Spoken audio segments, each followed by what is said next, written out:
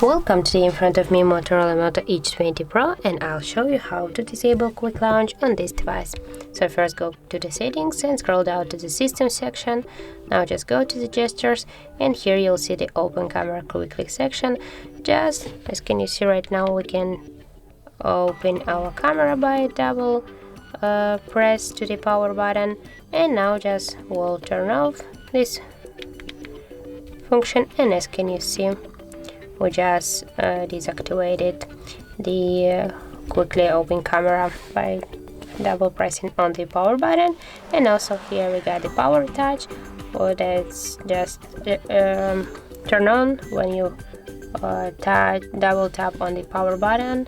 You can quick open your shortcuts, and for example here we got the all, you can choose the applications or tools which will just open it by double pressing on the